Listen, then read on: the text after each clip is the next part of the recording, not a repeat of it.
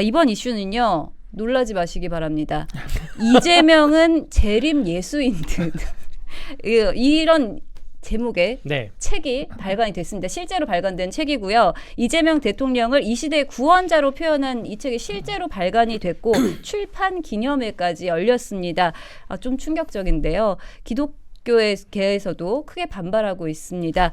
자, 이 책에 대해서 이제 한국교회언론회는요. 정치인의 신격화, 우상화는 독재로 가는 지름길이라면서 강한 우려를 내는 논평을 냈는데요. 이렇게 정치인을 신격화하는 책 출간 어떻게 보십니까? 대한민국 역사에 처음 있는 책 같아요. 대한민국에서는 또 혹은 대한민국뿐만 아니라 예를 들어서 종교의 자유가 허용되는 모든 나라에서 거의 뭐 21세기 들어서 20세기 들어서 처음 있는 일이라고 생각이 되고요. 저는 종교가 기독교입니다. 기독교인데 저희가 이제 모태신앙이라고 교회는 열심히 나가지만 성경 모태, 찬송 모태, 기도 모태. 그래서 3대 모태신앙이라고 농담을 하곤 하는데 어쨌든 그러한 농담을 하는 기독교인들도 굉장히 이상을 중차대하게 보고 있어요. 사실 이 책이 나온 거에 대해서는 저는 한 2, 3주 전에 알았습니다. 이재명에 대해서 다른 검색을 하다가 네. 이재명 대통령이 2017년에 쓴 무슨 대한민국 개혁해라 그 책이 있는데 그걸 좀 살펴보려고 검색하다가 이 책이 있는 거예요. 너무 깜짝 놀라서 그냥 그러니 하겠구나 해프닝으로 끝나겠지 하는데 지난주 일요일 날 출판기념회를 열었다 그래서 굉장히 충격이었는데 내용이 이런 겁니다. 이재명 대통령이 겪은 고난이 성경에서 예수가 겪은 고난이다 라는 거고 네. 이재명 대통령이 국민들에게 던지는 메시지가 뭐 예수님 구원자의 메시지다 이런 내용이에요. 이분은 메시아다 이런 내용 같아요. 저도 안 읽어봤지만 읽기 싫어서 안 읽어봤지만 각종 리뷰는 다 읽어봤습니다. 네. 많은 분들이 블로그에 리뷰를 많이 써줬더라고요. 이런 책이 나왔다. 그거 읽어보니까 대충 이런 내용인데 말도 안 되는 내용이 지금 나온 것이고 대통령실에서도 이거를 안 반길 거라고 저는 생각을 합니다. 얼마나 당황하겠어요. 지금 남아공에서 혹시 그 출판기념회와 조율이 됐는데 그럼 우리가 남아공에 가 있을 때 출판기념회를 해라. 이렇게 얘기 나오면 더 큰 문제인 거고 지금 대통령실도 지금 돌아오는 길에서 이러한 출판기념회가 열린 거에 대해서는 탐탁치 않다고 생각하지 않을까 생각됩니다. 네. 이재명 대통령이 반기지 않을 거다 이렇게 말씀을 해주셨는데 내심 반기지 반기나? 않을까 그런 생각도 좀 듭니다. 사실 정치인은 특히 이제 국민의 선택에 의해서 잠시 권력을 위임받는 자리잖아요. 그런데 이 특정 정치 지도자를 재림 예수에 빗대는 건 민주주의의 근본 원칙을 훼손하는 거다라는 지적이 나오고 있습니다. 어떻게 보세요?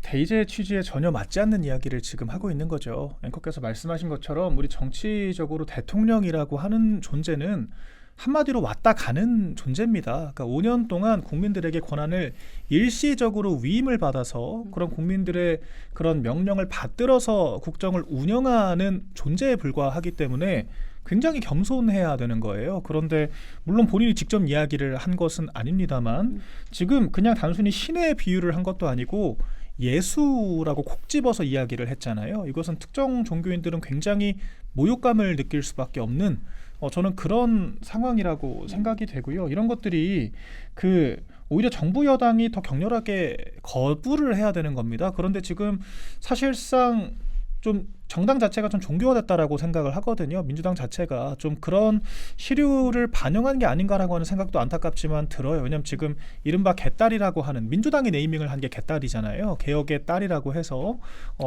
거의 이재명의 추종 세력처럼 움직이고 있는 조직들이고 지금도 이 정청래 민주당 대표가 이 이른바 개딸들 권리당원들에게 이 대의원과 같은 권한인 1인 1표를 주겠다라고 해서 지금 엄청난 갈등이 불거지고 있지 않습니까? 네, 그러니까 맞습니다. 이 민주당 내 정치 지도자들을 거의 신처럼 교주처럼 떠받드는 이런 이 개딸 이른바 신도들을 지금 끌어안기 위해서 정말 냉철한 이런 정쟁이 벌어지고 있는 거예요. 이게 과연 우리나라 대의제와 정당사의 바람직한 현상인가? 그 누구도 그렇게 생각하지 않을 것 같거든요. 그렇기 때문에 상당히 볼썽사나운 현상이다. 그렇게 생각을 합니다. 네, 1인 1표제 어떻게 될 거라고 보세요?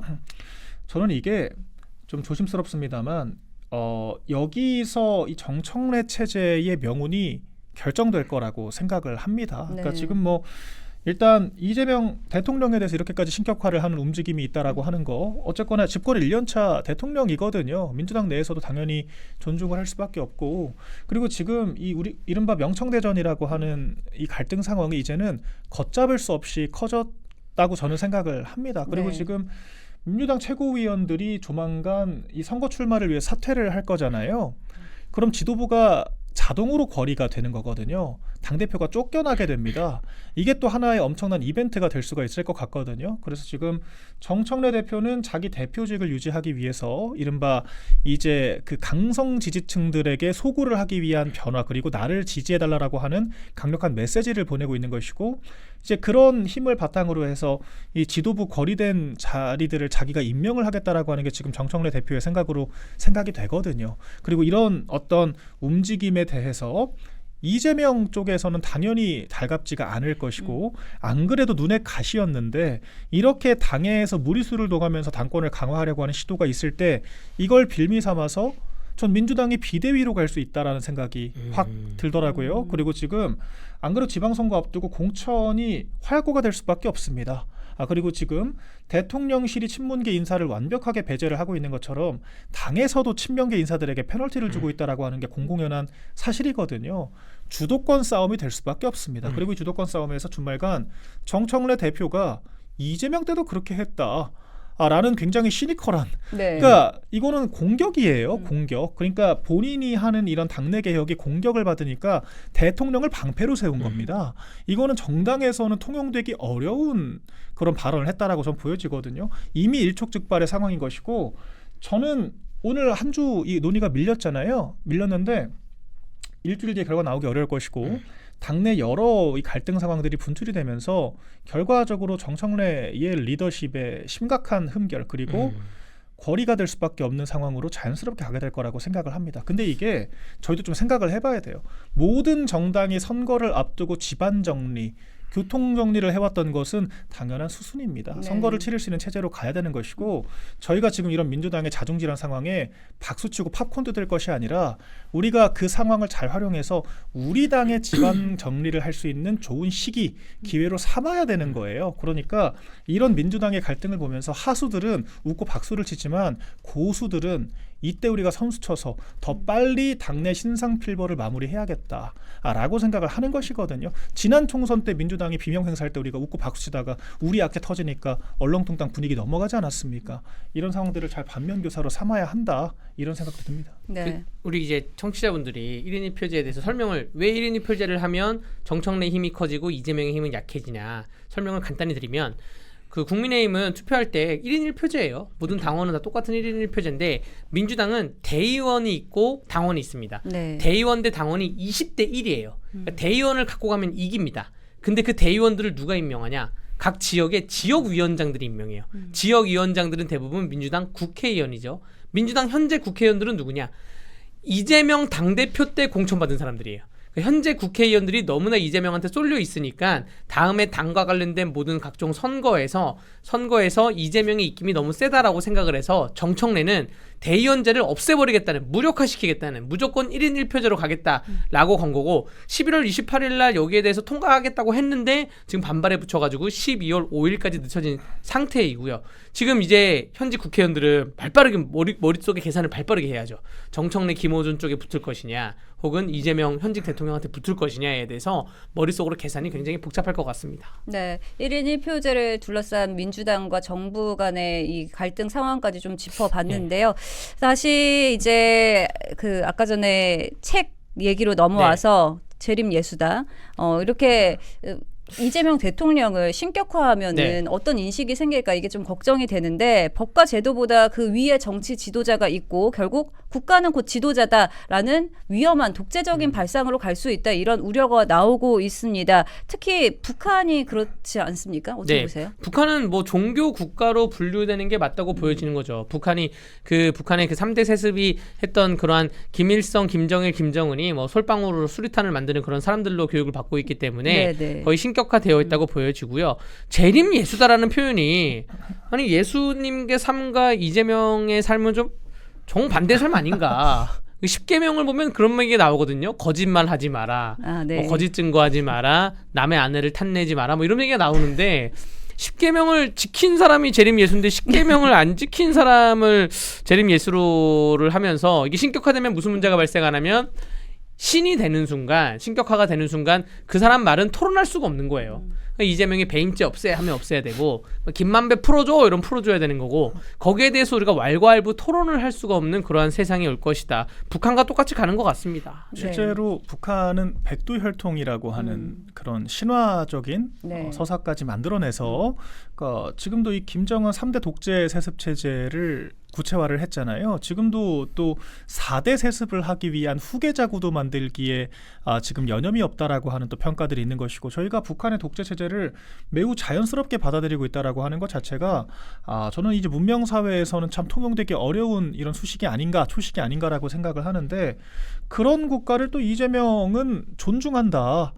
그런 정권을 존중한다라고 또 이야기를 했기 때문에 또 상당히 맞닿은 부분들이 있는 게 아닌가라는 생각이 드는 것이고요. 그리고 지금 실제로 상당히 위험성이 있는 게 대장동 항소 포기 사건을 위시해서 이재명의 지금 5개 재판을 모조리 다 무력화를 하기 위한 지금 첨예한 노력들을 하고 있잖아요. 그런데 정말 막바지에 이런 면소법을 통해서도 구제가 안 된다. 결과적으로 집권 이 임기가 끝나고 나서는 재판을 받고 감옥에 갈 수밖에 없다라고 하는 판단이 서면은 어떤 무리수를 둘지 지금 상상을 할 수가 없습니다. 왜 그러냐면 우리가 지금 이 대장동 항소 포기 같은 사건 상상이나 했습니까?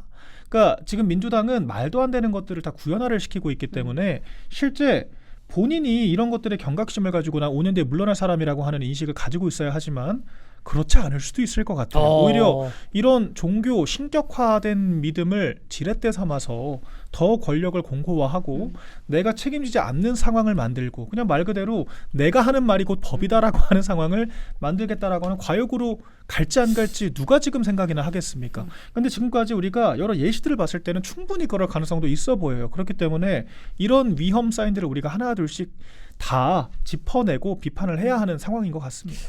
이재명 대통령이 오병이어의 기적을 한다면 그러면 좀 믿어보겠습니다. 네. 오병이어라고 뭐 그 물고기 2마리로 네. 여러 사람을 배불려 먹인 그러한 그 성경에 나오는 얘기가 있습니다. 그렇죠. 네. 십계명도 좀 따져봐야 될 것 같긴 하네요. 네. 십계명을 따져봐야 됩니다. 예수님은 십자가에 스스로 못 박히는 선택을 하면서 또 이제 주변 사람들을 지킨 거잖아요. 그런데 이재명은 1급 체제를 만들고 주변 사람들을 이른바 비명 학살이라고 우리가 표현을 하지 않았습니까? 그렇게 해가지고 이 권력을 만들고 그 권력을 위시해서 이 올바르지 않은 것을 올바르다라고 지금 국민들을 속이고 있는 건데 이걸 이렇게 좀 호도를 하는 것이 맞는가 참 참담한 생각이 듭니다. 네, 이렇게 정치인을 우상화하면 그 지지층은 자기 편을 절대선, 반대편을 이제 절대 악으로 분류해서 사회 분열과 갈등을 극대화시킨다 이런 지적도 나오고 있습니다. 이렇게 과도한 팬덤 정치가 국민 통합을 저해하는데도 정치인들이 정치적 동력으로 활용하고 있는 이 현재의 모습 좀 어떻게 보십니까? 팬덤 정치라는 문화에서 자정작용이 좀 필요하죠. 팬덤 정치가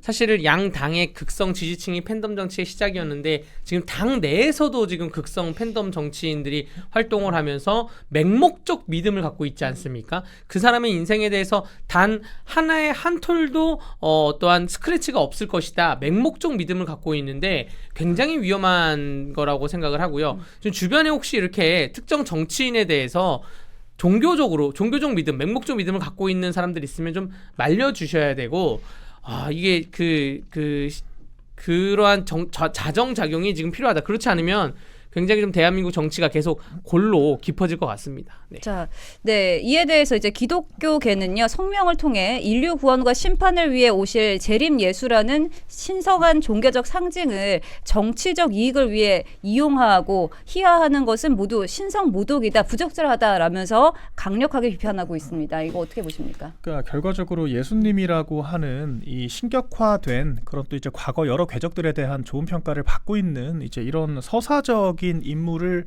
빗대서 이재명이라고 하는 사람을 지금 과도하게 치켜 세우고 있는 것이기 때문에 네. 당연히 종교인들 입장에서는 불쾌함과 모욕감을 동시에 느낄 수밖에 없는 상황이라고 생각을 합니다. 그렇기 때문에 단순히 신의 비견을 한 것도 아니고 특정 이 주요한 인물을 콕 집어가지고 이렇게 신격화를 한 행위는 굉장히 부적절했다라고 생각이 되고요. 그러니까 이런 것들에 동조한다면 민주당은 더 이상 종교인들의 표는 필요치 않다라고 선언하는 것과 다르지가 않겠죠. 그렇기 때문에 그런 현상까지는 가지 않기를 바랍니다만 지금 이 앞서 말씀드린 것처럼 개딸이라고 불리우는 강성 팬덤들을 둘러싼 이런 좀 주요 이 민주당 내 정치인들 간의 알력 다툼 상황들을 봤을 때는 우리가 우려할 만한 상황이 민주당 내에서는 이미 벌어지고 있다라고 보는 것이 맞다고 생각이 되고요. 당연히 말씀하신 것처럼 정치를 매우 불건전하게 만들 수가 있습니다. 그렇기 때문에 적어도 집권 여당이라고 하면은 그 집권한 몇 년간이라도 좀 이런 것들을 멀리하고 좀 품격 있는 모습들을 보여줘야 하지 않을까라는 생각이 들지만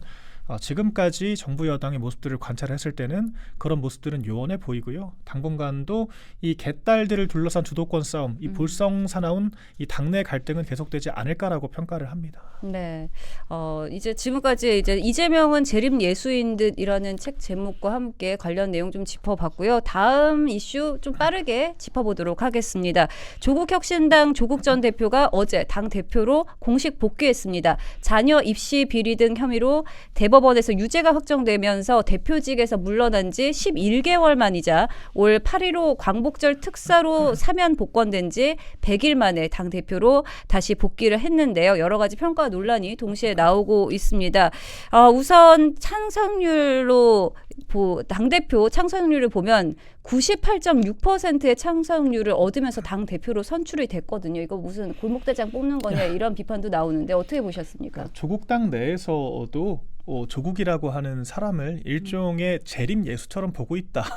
이렇게 지금 볼 수밖에 없는 거죠. 네. 그러니까 북한과 지금 이 민주당 정권이 닮아 있고 또 그런 민주당 북한 정권과 조국당도 지금 닮아 있는 겁니다. 그러니까 한 사람의 일극 체제, 과도한 신격화와 좀 무리한 서사를 구축을 해서 좀 국민들을 호도를 한다. 그러니까 좀 정치라고 하는 정당이라고 하는 대의제의 취지를 지나치게 망각을 하고 있다. 그 연장선이라고 생각이 되고요. 근데 이 조국이라고 하는 사람이 굉장히 무리를 빚고 있는 상황이었잖아요. 심지어는 당의 대표로서 물론 수감이 되어 있는 상태긴 했지만 당의 모든 업무들을 보고를 받고 있었는데 성추행 사건이라고 하는 네. 사실 우리나라 국내에서 굉장히 중요하게 바라볼 수밖에 없는 그런 추문들이 지금 당내에 있었다는 거 아니겠습니까? 그런데 그런 것들을 사실상의 당의 대표로서 제대로 관리하고 그러니까 책임자를 문책하고 처벌을 하기는커녕 사실상 방관했다라고 하는 비판을 받았는데 정말 놀랍게도 그런 책임을 져야 되는 사람이 비대위원장으로 가서 수습을 하겠다라고 이야기를 했거든요. 네. 그때도 엄청나게 문매를 맞았는데 한 발 더 나가서 지금 정식 당대표가 되겠다라고 출마를 하더니 실제로 98.6%가 찬성을 해서 당대표가 된 겁니다. 그러니까 너무도 이 놀라운 이 상황이 펼쳐지고 있다라고 생각이 되고요. 이미 조국당이라고 하는 정당은 자신들의 팬덤 외에 대다수 국민들로부터는 이미 지지를 잃어버렸고 더 이상 회복이 불가능한 막장 상태가 아닌가 이렇게 평가를 합니다. 네, 어찌됐든 이제 두 대표가 다시 전면에 나선 건데요. 향후 과제로 토지 공개념 입법화, 보유세 정상화 및 거래세 완화 등 부동산 정책을 강조했습니다. 이걸 두고서 다른 사람이면 몰라도 조국 대표가 이야기하기엔 설득력 없다 이런 비판이 나오고 있거든요. 그러니까 이거 사실 좌파들이 가지고 있는 공산주의적 이 사상의 일종인 거거든요. 토지 공개념이라고 하는 게 사유재산을 부정하는 개념인 겁니다. 쉽게 말해서 토지라고 하는 게 누군가의 소유가 아니라 모두의 것이기 때문에 이 토지라고 하는 것에 강력한 세금을 물리고 일종의 페널티를 주겠다 이런 이야기를 하는 거거든요. 그 연장선에서 토지 공개념을 구체화를 한 것이 바로 이 보유세를 걷겠다라고 네. 하는 겁니다. 그러니까 공산주의 개념에서 당신들이 가진 지금 그 토지 그 위에 세워진 아파트나 주택들은 당신의 것이 아니기 때문에 그걸 가짐으로써 발생하는 효용들은 세금으로 물려야 되는 것이고 그런 것들을 집을 못 가진 사람들에게 나눠주겠다 이제 이런 발상인 건데 우리가 익히 알다시피 이 자본주의 국가에서 풍요라고 하는 것의 이 전제가 되는 것이 바로 사유재산의 인정이잖아요. 네. 사유재산이 인정되지 않으면 과연 누가 열심히 경제활동을 하고 재산을 축적해서 이 국가를 풍요롭게 만드는데 일조를 하겠습니까? 그러니까 토지가 공개념이고 누구에게도 소유되지 않는다라고 하면 저도 집이 없습니다만 저도 이제 집을 사기 위해서 노력을 하는 것이고 열심히 살아가는 것이지 어차피 모두에게 평등하다라고 하면 누가 과연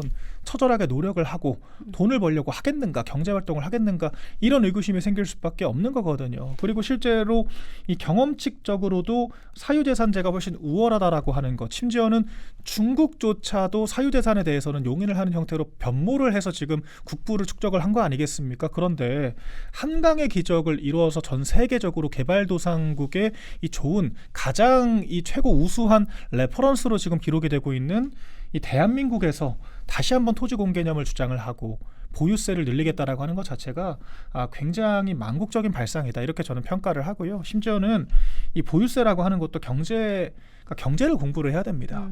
보유세를 걷게 되면은 그 토지 주인들이 오로지 자기가 다 부담을 하겠습니까? 당연히 집이 없고 오갈 데 없는 세입자들에게 전가를 할 수밖에 없고, 세입자들에게 전가가 되면 세입자들이 길바닥에 놔둘 수는 없잖아요. 울며 겨자 먹기로 또 감당을 해야 되는 거거든요. 역설적으로 서민들을 더 가난하게 만드는 정책들을 지금 하겠다고 하는 겁니다.